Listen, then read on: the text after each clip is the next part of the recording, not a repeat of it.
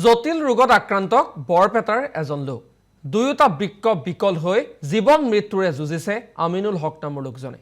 ধনৰ অভাৱত চিকিৎসাৰ পৰা বঞ্চিত আমিনুল হক আমিনুলৰ চিকিৎসাৰ বাবে পৰিয়ালে বিচাৰিছে সহায় 8099310522 নম্বৰ যোগে আপোনালোকে সহায় আগবঢ়াব পাৰিব জটিল ৰোগত আক্ৰান্ত এই লোকজনক অকণমান সহায়ৰ প্ৰয়োজন আমিনুল নামৰ লোকজনে চৰকাৰক সহায়ৰ বাবে আহ্বান জনাইছে আৰু কোনো সদাশয় লোকে যদি আমিনুলক সহায় কৰিব বিচাৰে তেনেহলে এটা নম্বৰ তেওঁলোকৰ তৰফৰ পৰা প্ৰকাশ কৰিছে 8099310522 এই নম্বৰ যোগে কোনো লোকে সহায় সহযোগিতা আগবঢ়াৰ লগতে যোগাযোগ কৰিব পাৰিব পৰিয়ালটোৰ সৈতে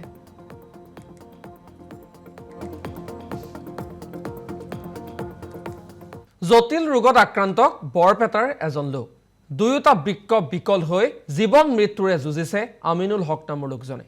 ধনৰ অভাৱত চিকিৎসাৰ পৰা বঞ্চিত আমিনুল হক আমিনুলৰ চিকিৎসাৰ বাবে পৰিয়ালে বিচাৰিছে সহায়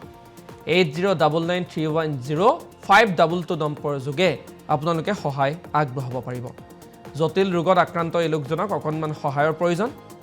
আমিনুল নামৰ লোকজনে চৰকাৰক সহায়ৰ বাবে আহ্বান জনাইছে আৰু কোনো সদাশয় লোকে যদি আমিনুলক সহায় কৰিব বিচাৰে তেনেহলে এটা নম্বৰ তেওঁলোকৰ তৰফৰ পৰা প্ৰকাশ কৰিছে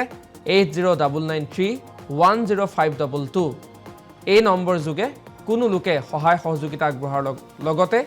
যোগাযোগ কৰিব পাৰিব পৰিয়ালটোৰ সৈতে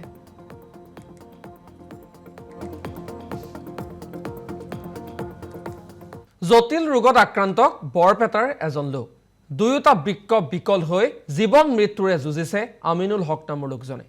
ধনৰ অভাৱত চিকিৎসাৰ পৰা বঞ্চিত আমিনুল হক আমিনুলৰ চিকিৎসাৰ বাবে পৰিয়ালে বিচাৰিছে সহায়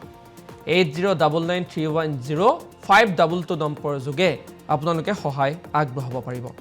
জটিল ৰোগত আক্ৰান্ত এই লোকজনক অকণমান সহায়ৰ প্ৰয়োজন